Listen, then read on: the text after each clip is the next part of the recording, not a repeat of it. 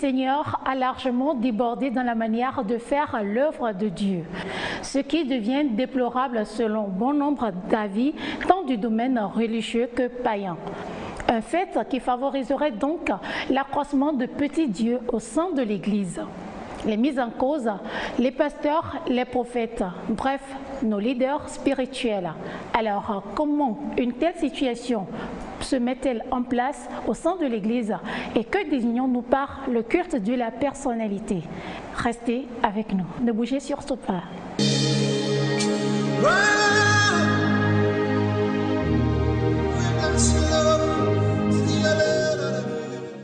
Le culte de la personnalité, c'est cette pratique religieuse où l'hommage divin est rendu à un homme, un prophète ou à un saint. Vous comprendrez donc que ceci interpelle plus une catégorie d'églises qui ont plus souvent recours directement à leurs fidèles ou à leurs membres dans l'exercice de leur ministère. Et pour ne pas parler donc à leur place, ce matin j'ai avec moi le pasteur Pétos Raphaël des églises de la Pentecôte pour intervenir sur le sujet ce matin. Bonjour pasteur. Bonjour. Comment allez-vous? Ça va très bien. Eh bien, ça va. Oui. Ça fait un bail. Hein? Oui, effectivement. D'accord.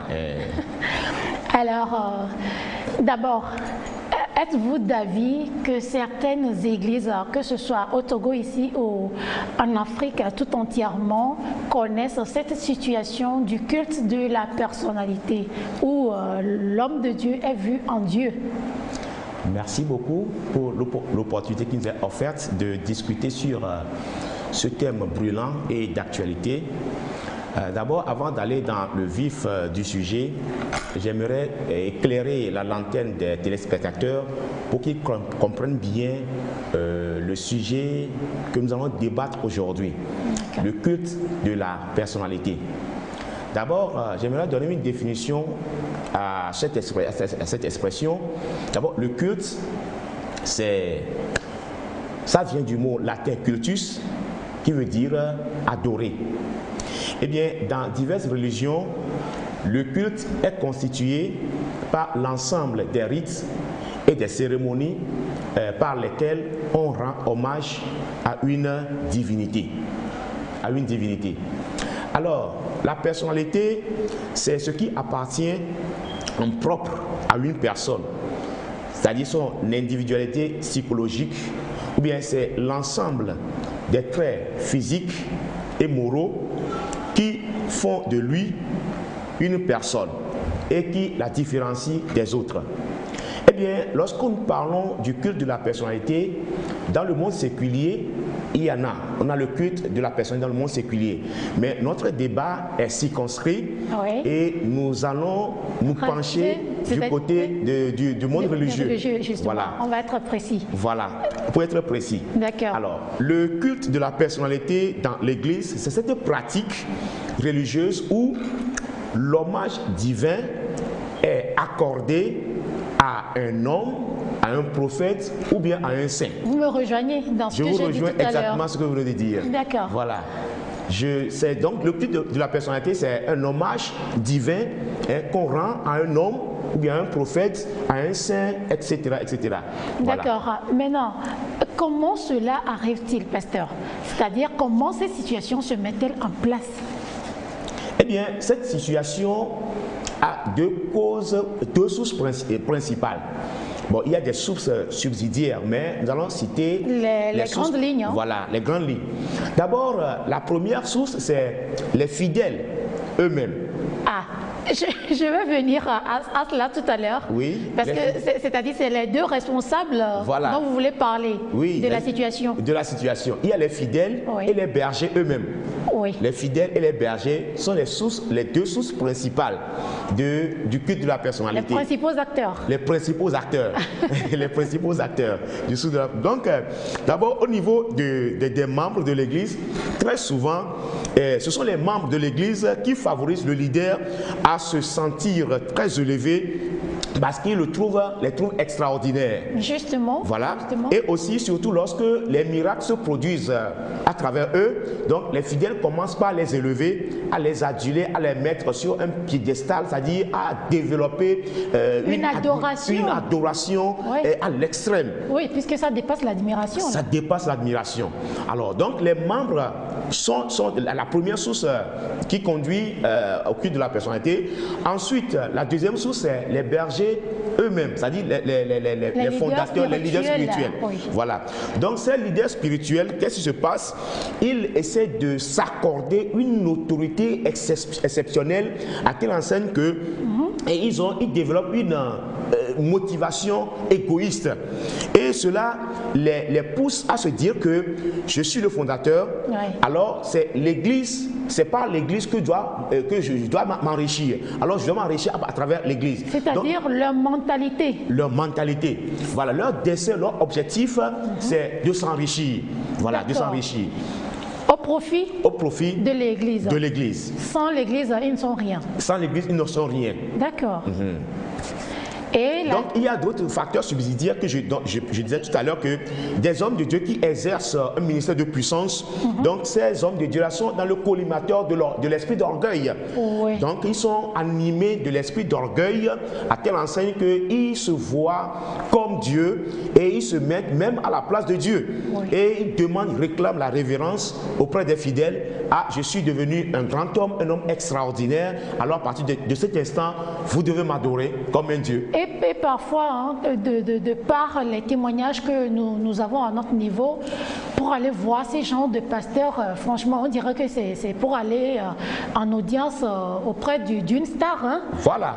Ils souffrent tellement, soit ils payent, soit c'est aller s'inscrire des mois d'avance, des semaines d'avance, pour pouvoir voir ce pasteur. Et puis qu'on arrive, il faut qu'on s'agenouille et tout ça, tout ça. Bien sûr.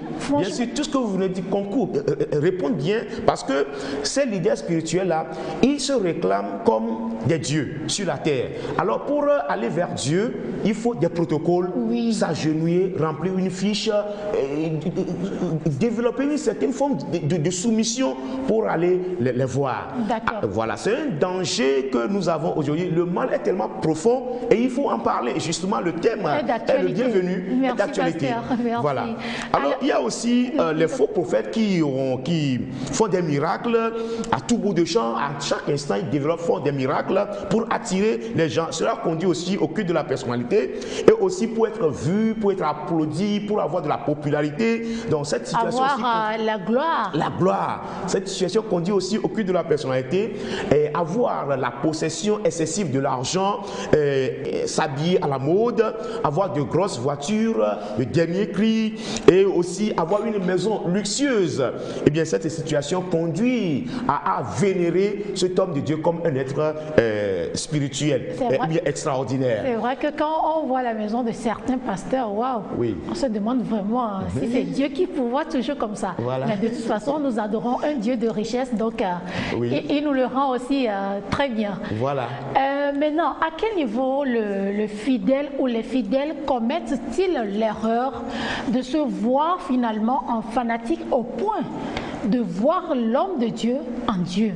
À quel niveau est l'erreur des fidèles? Puisque vous avez déjà parlé des leaders eux-mêmes, leur responsabilité. Puisque pour cette situation, il faut deux acteurs. Voilà. Et il y a les leaders et les fidèles. Les fidèles. Vous nous avez dit pour les leaders. Maintenant, reste pour les fidèles. À quel niveau commettent-ils leurs erreurs? Eh bien, lorsque nous considérons certaines, pas toutes les églises, hein, oui, nous mettons entre guillemets certaines communautés religieuses, bien certaines églises. Oui. Bon, c'est pas dans toutes les églises qu'on remarque cela. Il y a certaines communautés religieuses, bien dans certaines religions, l'église est remplie des fanatiques et adeptes qui adorent un chef spirituel, un fondateur d'une église. Ils sont devenus des fanatiques. Oui, mais comment devient-on fanatique au fait? Voilà. Pour devenir fanatique, ça dit que lorsque vous observez quelque chose et que la chose, vous êtes admiré par la chose et que vous voyez du surnaturel. C'est-à-dire ça éblouit. Ça éblouit. Alors on se rend du côté fanatique à dire, ah, ça, je dois l'admirer. Ça, je dois m'étonner complètement à cela. Donc, on devient un peu, en quelque sorte, quelqu'un qui adore avec véhémence l'homme spirituel, parce que je vois en lui un être extraordinaire. Un être extraordinaire. Voilà. Donc, si c'est ordinaire, bon, on dit que ça c'est ordinaire, bon, personne ne prendra si garde, mais quand tu es extraordinaire, donc les fidèles sont amenés à l'adorer, à le prendre comme un Dieu, et c'est ça qui les pousse à être fanatiques dans ce point. Alors, ok, pasteur. Oui. Une église qui verse dans le cœur de la personnalité. Oui.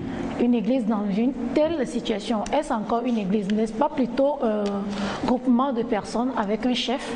Effectivement, dans mes recherches, tout ce que vous venez de dire, effectivement, concorde exactement avec mes recherches. D'accord. Parce que lorsque une église se retrouve dans cette situation, d'abord, il y a ce qu'on appelle le reniement de Dieu. Parce que quand vous considérez le leader spirituel comme un Dieu, Dieu n'y est plus.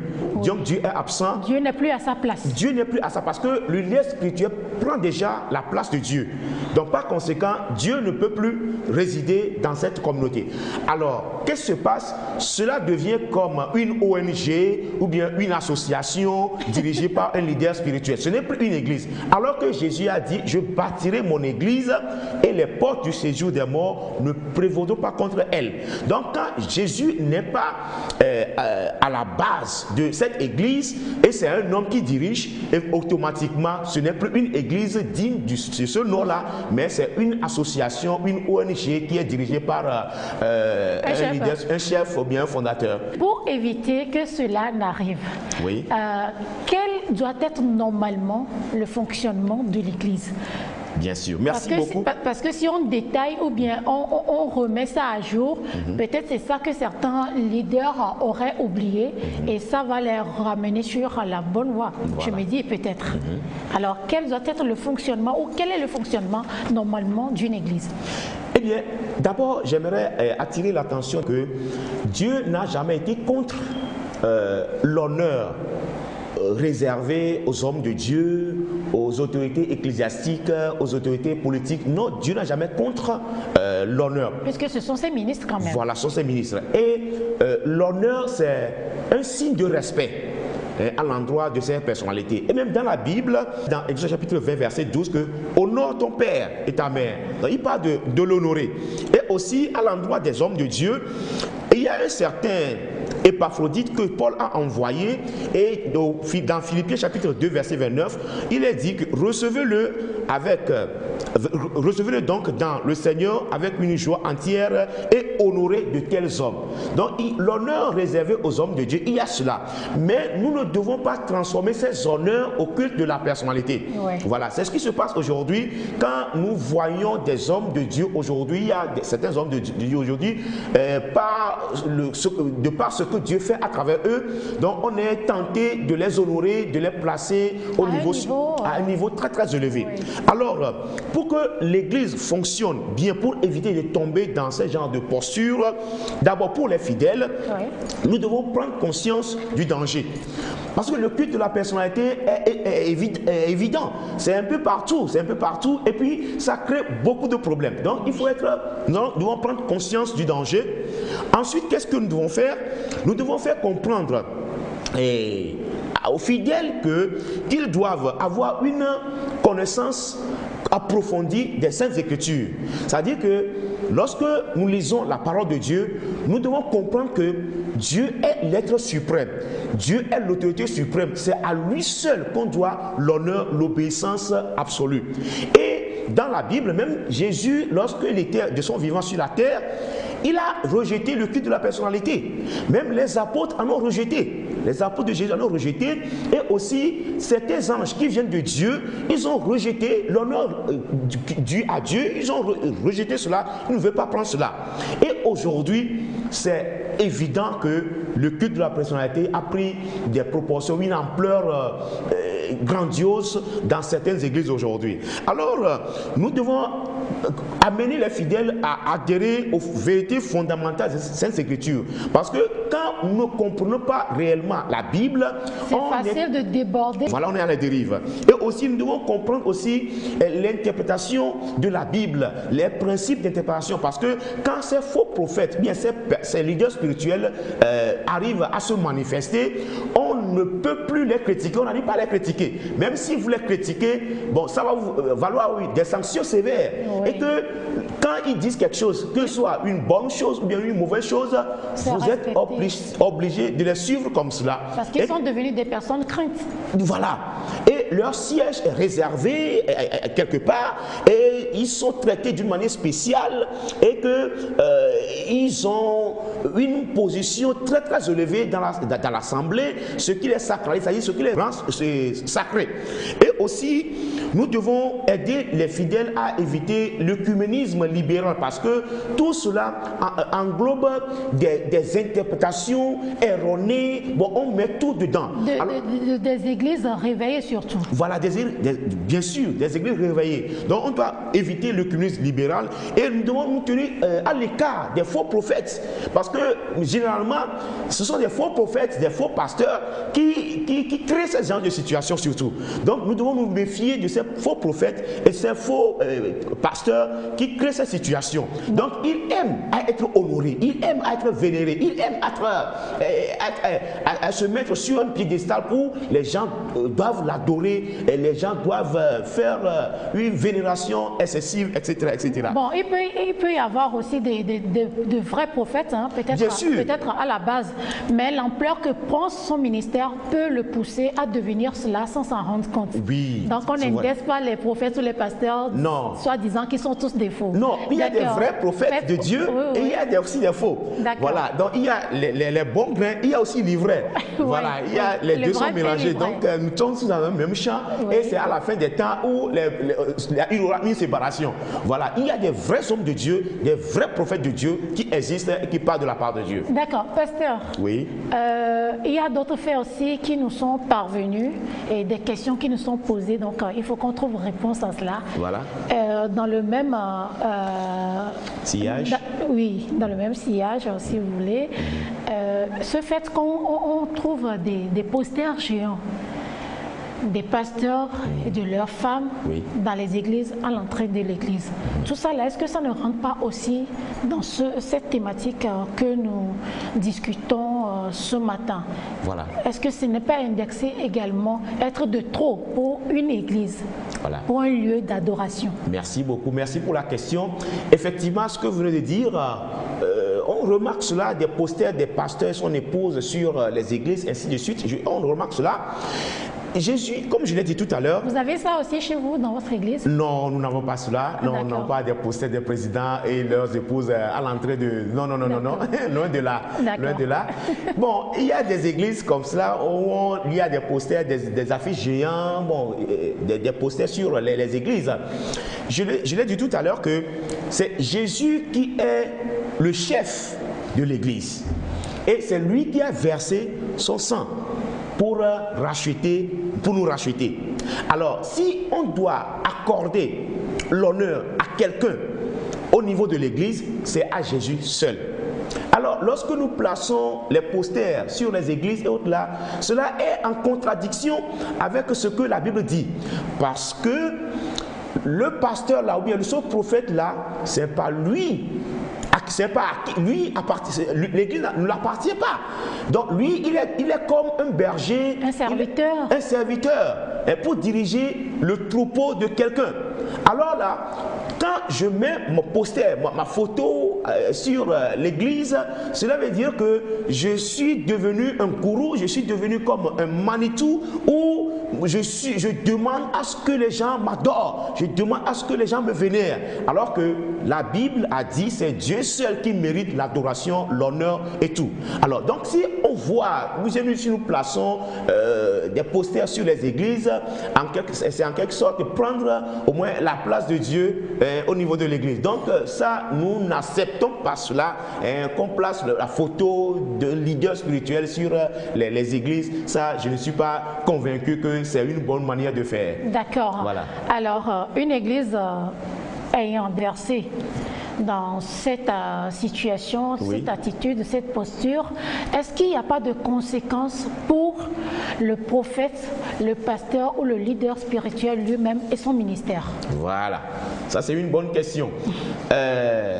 D'abord, quand nous parlons du culte de la personnalité, ça a des conséquences néfastes d'abord sur la vie du pasteur. Parce que au prime abord, Oui.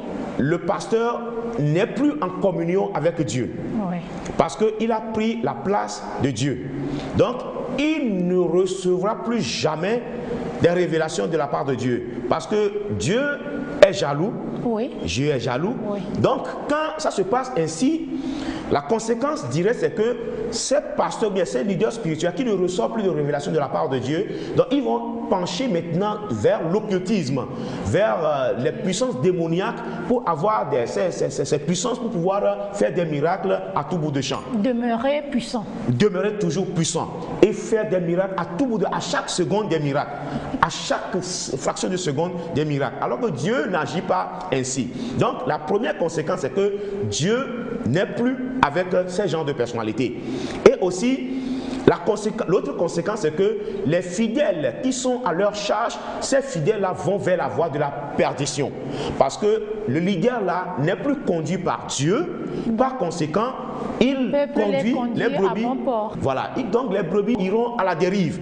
Et Jésus a dit, bon, la Bible a dit dans Matthieu chapitre 7, verset 21, ce ne sont pas ceux qui me disent Seigneur, Seigneur, qui entreront dans le royaume des cieux, mais seul celui-là qui fait la volonté de mon Père. Alors, donc si le leader là ne fait plus la volonté de Dieu, Dieu s'écarte, Dieu n'est plus dans le jeu, il n'est plus dans le système. Donc voilà les conséquences qui peuvent en découler lorsque une église, dans une église, on retrouve le culte de la personnalité.